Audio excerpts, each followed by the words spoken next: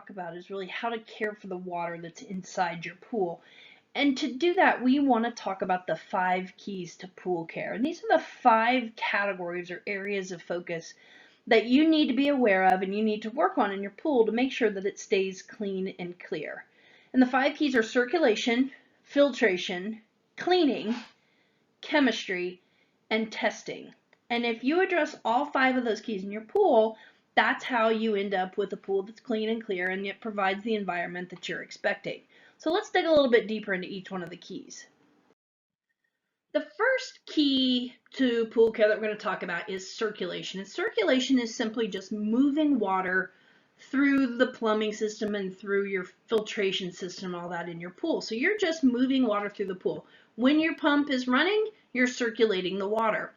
Now we want your pump running a minimum of 10 to 12 hours a day. Ideally, you would run it 24 hours a day, 7 days a week. And if you're troubleshooting something, cloudy water, algae, something along those lines, then you definitely want to be running it 24 hours a day. However, if you're just doing normal pool maintenance, a minimum of 10 to 12 hours a day is fine for filtering your pool effectively and moving the water around the way that you should. So when you're moving water and you're circulating water in your pool, you want it to turn over. And one turnover in a residential pool takes about 6 hours. And that means in 6 hours, you're going to move the entire volume of water that's in your pool through your pump and filter. If you have a 10,000 gallon pool, you're going to move 10,000 gallons of water through your pump and filter in one turnover, 6 hours. However, you might pass the same water through the pump and filter 3 times to get to that 10,000 gallons, as opposed to actually putting all of the water through the system. So we have found that in one turnover, 6 hours of pump runtime, you're really only filtering about 42% of your water. So that leaves 58% of your water that's unfiltered. It still has dirt and debris in it, and it hasn't passed through any of your chemical treatment systems, such as your feeder, your chlorine generator, whatever you might have on your system. So we haven't very effectively treated the water at that point. Now, if you go to 2 turnovers, that would be 12 hours of pump runtime. You go from filtering 42% of your water to filtering 84% of your water. 84% much better. So you're filtering a lot more dirt and debris out of the water. You're chemically treating more of the water as it passes through your system. And overall, your water is going to be more clear. It's going to have an easier time staying clear. You'll have an easier time balancing because you're filtering so much more water just by running 12 hours a day as opposed to 6. So 84%, that's pretty good. You're going to be able to keep your pool fairly clean and clear at that point.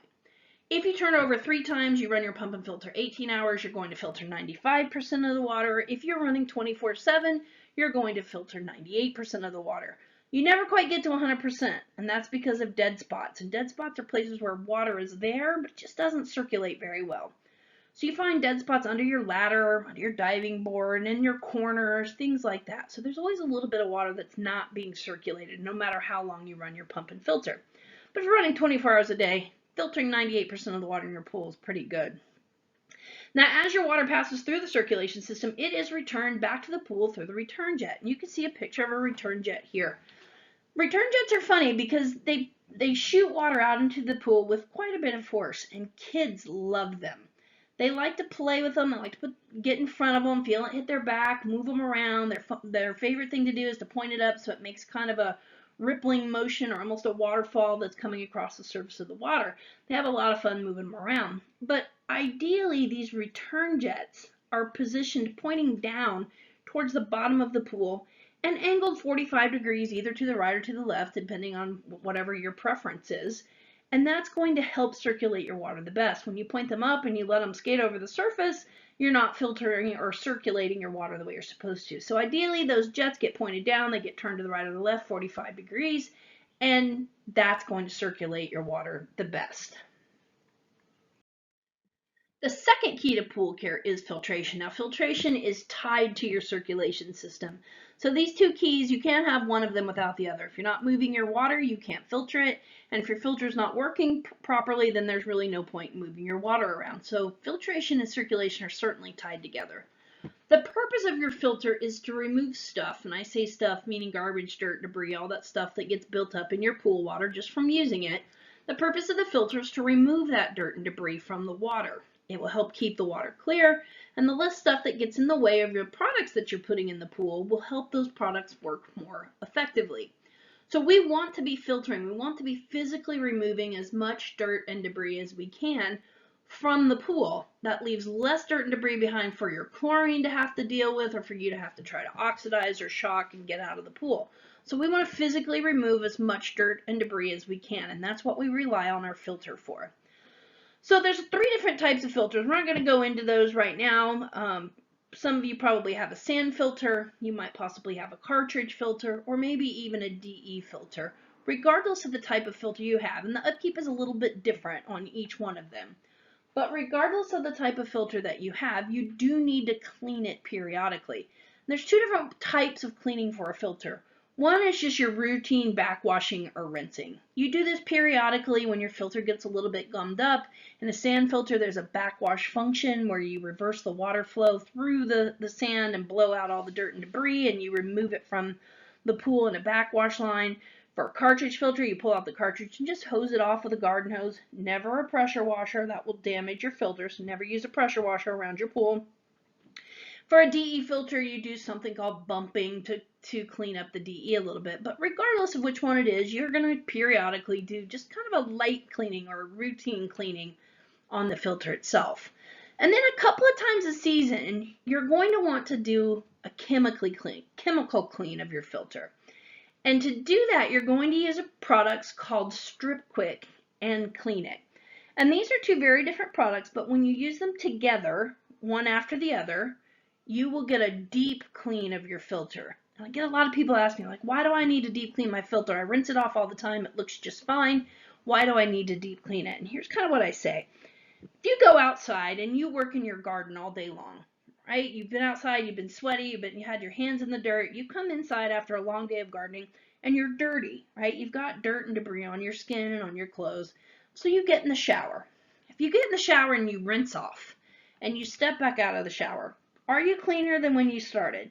Yeah, you are. You rinsed off the surface dirt and debris that was on your skin, and you are cleaner than when you started. However, are you truly clean? No, you're not, right? In order to truly be clean, you need to use some shampoo in your hair and some soap on your body to get the next layer of dirt and debris off so that you're truly clean. And that's what chemically cleaning your filter is. You're taking the next layer of dirt and debris off with a chemical. So basically you're shampooing your filter. You do it a couple times a season and it will help your filter run much more efficiently and effectively. So make sure that's something you're doing when you're told it's time to chemically clean your filter. It's definitely something you want to do. Also, after troubleshooting, if you've had an algae problem, cloudy water, you've used a clarifier, something along those lines, a lot of times you'll be asked to chemically clean with one or the other of these products, depending on what kind of problem you just dealt with. So sometimes we do follow-up troubleshooting with this just to remove the last remnants of whatever caused the problem. Now, one thing that you can do to make your filter gum up less or keep it a little bit cleaner for longer is use something called the Skimmer. Now, the Skimmer is a blue, it's like a nylon sock, kind of looks like pantyhose. I wouldn't suggest you putting it over your head if you're going to go rob a bank because it tastes terrible. But what the Skimmer does is it stretches out over the skimmer, and you can see that here in this picture, but it stretches out over the skimmer, and it provides another layer of defense. So it adds another layer of filtration. So the sock will physically catch a lot of pine needles and leaves and smaller stuff that might otherwise go through the skimmer basket, but gets caught in the Skimmer. Pollen will get caught there. There's a lot of things that will get caught in the Skimmer that will never make it to your sand filter or your cartridge filter. So you have to clean less and you don't have as many problems with your filter. Another cool thing about Skimmer is it's treated with something called Miselex. And what Miselex does is it absorbs greases and oils. It's actually the same type of chemical they would use if they had an oil spill in the ocean to soak up all the oil that's floating in the water. So this Miselex will attract greases and oils that would otherwise pass through your skimmer basket and get caught on your filter, causing it to clog up faster. You have to rinse it more often or chemically clean it more often. So that Miselex will catch a lot of those greases and oils and keep them from ever making it to your filter. Great to use during pollen season, but honestly really good to use all year round just to help protect your filter a little bit more. Now, if you're feeding chlorine through your skimmer for your sanitizer, simply put it underneath the skim war and put the skim war over the top of it. You don't want to place the chlorine inside the skim war sock. The third key to pool care is cleaning, and cleaning can encompass a lot of different things. It includes vacuuming your pool and brushing the walls and skimming off the dirt and debris. So there's a couple of different products that we have that can help you with. First of all, you want to vacuum your pool once a week for sure, and you want to brush the walls of your pool once a week. I get a lot of people that say, I don't brush my pool very often because it doesn't need it. And I'll say, how come you know it doesn't need it? And they say, I don't see anything on the walls or the surface. And I ask those people this, have you ever gone through a day where you've eaten something, maybe early in the day, and it leaves a film on your teeth? And as your day goes on, you start to get, and I like to call them little sweaters on your teeth. You can feel them on your teeth. They feel bad. You've got stuff building up, and you really need to brush your teeth to get rid of it. But as the day goes on, that gets worse and worse, and you haven't had a chance to brush your teeth yet. If you smiled at someone nice and big, they're not going to be able to see those sweaters on your teeth, but you can feel them and you know they are there and you need to brush them off. It's the same thing with the walls of your pool. You may not be able to see what's building up on the walls of your pool, but it's there and you do need to brush at least once a week in order to keep it brushed off, circulating in the pool, can go through the filter, be chemically treated, all that sort of stuff. So brushing your pool at least once a week is definitely something you need to do, whether it looks like it needs it or not. Now we have a couple products that are associated with key number 3, cleaning. First of all is our off the wall product. And what off the wall does is you can put it on your pool brush or you can squirt it directly on the wall of your pool, but it's great at getting rid of that water line accumulation, that stuff that gets built up right where your water ends on the wall of your pool. So it's kind of a soap type of thing that will help loosen that dirt and debris and help you get it off the pool wall and get it back into the water where you can get it with the filter or your chemical treatments. So off the wall just helps that and helps make it easier to get that stuff off the surface. You can also use it in spas. If you have a spa, you can use it to wipe down your spa surface. Do not use something like a household cleaner that's not made for swimming pools to clean the walls of your pool. It will cause a lot of problems with your chemicals and it will hurt the balance of your pool. So stick to something like off the wall, which is made to go into the pool and not hurt the chemistry at all. The other product we have that we would consider a cleaner is our stowaway. And what stowaway does is it helps you store your covers. So in the winter you want to store your summer cover, in the summer you want to store your winter cover. And what stowaway does is it lets you put those covers away while they're still wet. I don't know how many of you have ever stretched out a solar cover on your lawn to let it dry out before you put it away and you end up with dead grass underneath it, right? Because it had to lay there so long. With stowaway, as you're folding up that cover, you just put a little bit of stowaway in all the creases and you can roll it right up wet, put it away, and it won't hurt it at all. It also helps keep mice and things like that out of the cover. So definitely a good thing to do when you're storing either your summer or your winter cover. And you can also rub down your patio furniture, things like that, and that stuff that gets that black mold on it while you store it in the winter. You can wipe that down with stowaway and that black mold won't happen. So 2 good cleaning products that just help make things easier for you. So let's take just a minute to recap where we are. We've talked about 3 of the 5 keys so far: circulation, filtration, and cleaning. Remember that circulation is how you're moving the water through your system, your plumbing, your filter, all of that stuff. The filter's job is to remove as much dirt and debris as you possibly can. We're going to run that filter for a minimum of 10 to 12 hours a day, but 24 hours a day is definitely ideal for that. And finally, we talked about cleaning. You clean your filter backwashing regularly, chemically cleaning a couple of times a season, as well as brushing your pool surface and running your vacuum. So that's kind of where we are at this point. Let's move on to some chemistry. Before we can really dig into chemistry, we have to talk about key number 4, which is testing. Testing is a vital part of adding chemicals to your pool. You need to know what chemicals you need and how much you need to add. So testing is a vital part of that.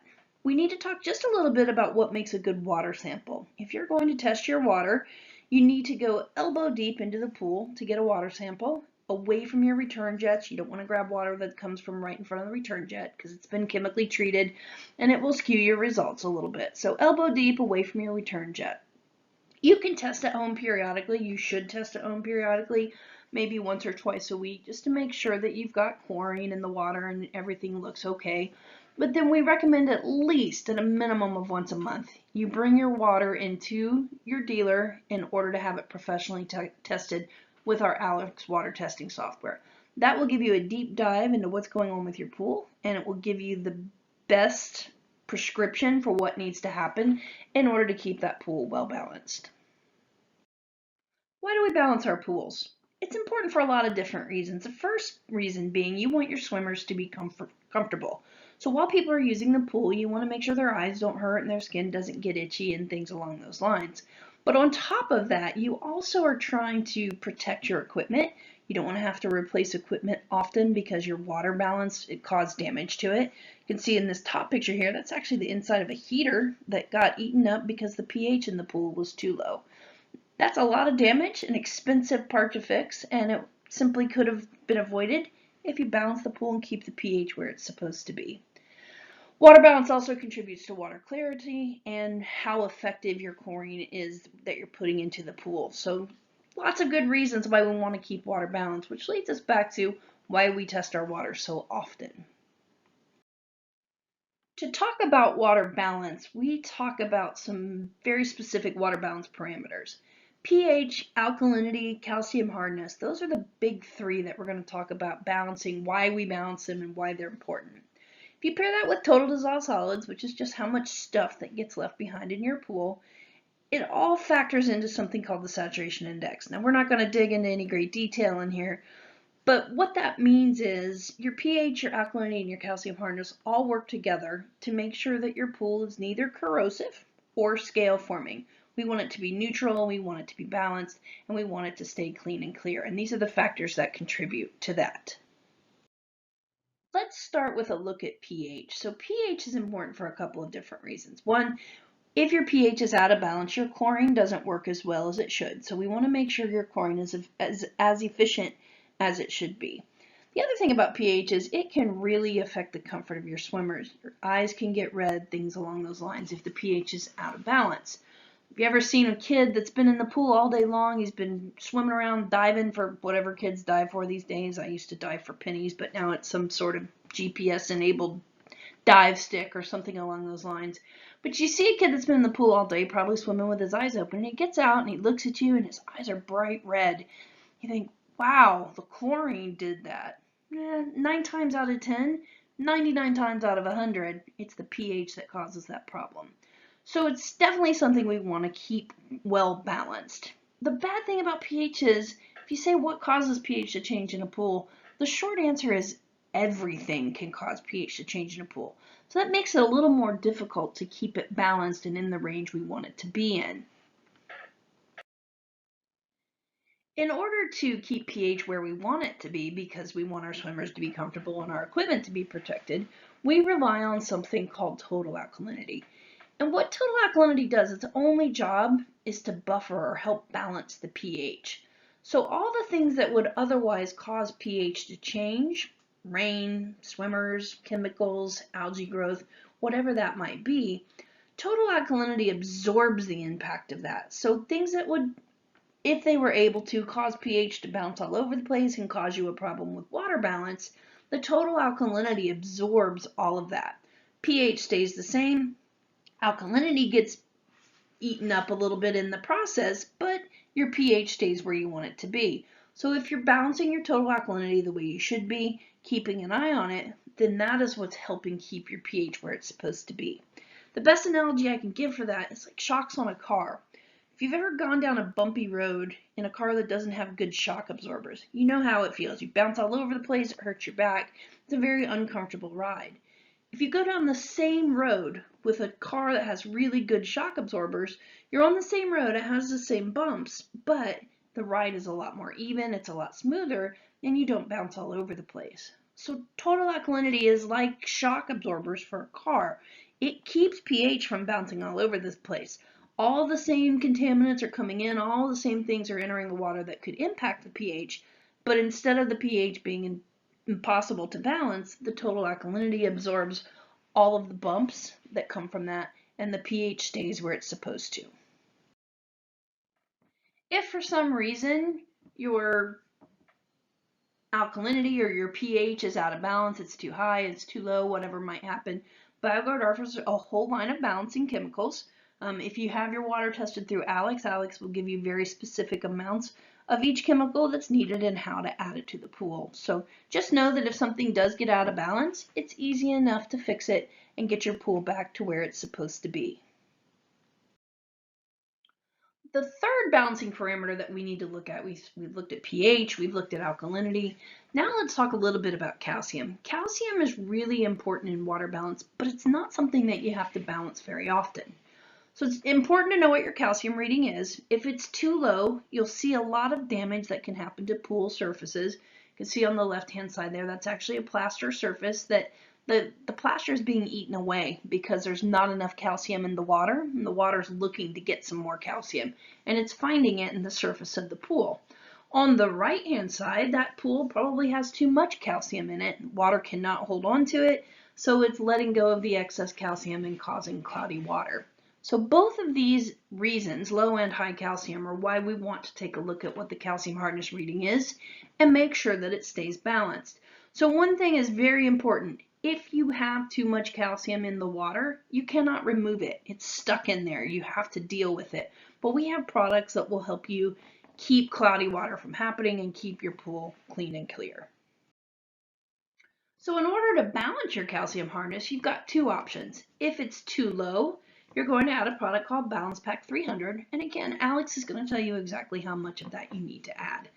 If the calcium level is too high, you're going to add a product called Scale Inhibitor. And Scale Inhibitor is something that you would add once a month in order to go in, hold on to the excess calcium, and keep it from falling out of solution and causing your water to be cloudy. So we definitely want to keep excess calcium in solution. You can see the filters that are in this on this slide.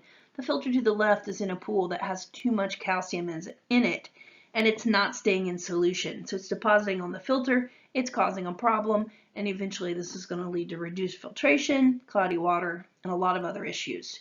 So the scale inhibitor doesn't remove the calcium, but it hangs on to it so it can't fall out of solution and cause problems. So calcium too low, you're adding Balance Pack 300 according to Alex's instructions. Calcium too high, you're adding scale inhibitor on a monthly basis in order to hang on to that calcium and keep it from causing a problem. Since we've been talking about water balance and kind of what that can do to the quality of your water, let's take just a minute to talk about cloudy water. Cloudy water is probably the most common issue that pool owners run into. There's a lot of different reasons why water can turn cloudy. Your filter's not working properly, your water's out of balance, etc. You don't have enough sanitizer. So there's a lot of different reasons why water can turn cloudy, but it's usually pretty easy to clear it up. These two products, Polysheen Blue and Natural Clarifier, are great additions to your pool in order to clear up a cloudy water problem. Or you can use them as a maintenance product once a week in order to help keep your water from going cloudy if you did have some sort of an issue. So they're two different products. They do kind of the same thing. They're both called water clarifiers. And basically what they do is they take small particles that are in your pool that might otherwise pass through your filter, and they clump them together into bigger particles, bigger molecules, bigger clumps of dirt and debris. So that instead of passing through the filter, then the dirt and debris get stuck on the filter. So you're physically removing contamination and things that could cause cloudy water if they were left unchecked in the water, and you're using these products to help get that dirt and debris out more effectively.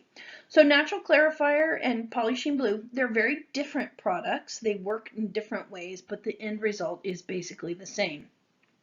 Take smaller particles, clumps them into bigger particles so that your filter can then physically remove what's causing the water to be cloudy. Another water balance parameter to consider is the phosphate level in your pool. High phosphate levels will lead to problems keeping your water clear, and it leads to just increased overall maintenance. It takes more chemicals to accomplish what you're trying to accomplish when your phosphate level is high in the pool. Removing phosphates periodically will make your maintenance easier and it'll make all of your chemicals more effective. Now this is something that Alex is going to test for you and then give you a recommendation for removing phosphates if necessary. Pool Tonic is a really good phosphate remover. So if you get a recommendation for phosphates to be removed from your pool, it's very likely that Pool Tonic is the product that you'll be using. Just a note, when you first put that in, you will see your pool cloud a little bit as the product starts to do its job. It clears up very quickly, but you'll see that it clouds just temporarily while the Pool Tonic starts to remove the phosphates. In addition from removing phosphate from the pool, Pool Tonic's also really good at removing pollution and pollen, dirt, dust, skin oil, greases, lotions, all sorts of things that could otherwise cause your pool to become cloudy. It's really good at removing pet dander, and if any of you allow your dogs to swim in your pool, one dog is equal to about 50 human swimmers. Now, we're not saying don't let them in there. Dogs love to swim, or some dogs do anyway, and it's perfectly fine to let them swim in your pool. Just be aware that you are going to have a bit of a higher bather load, more contaminants being introduced to the pool, and a product like Pool Tonic can go a long way to help remove those contaminants and keep your pool clean and clear.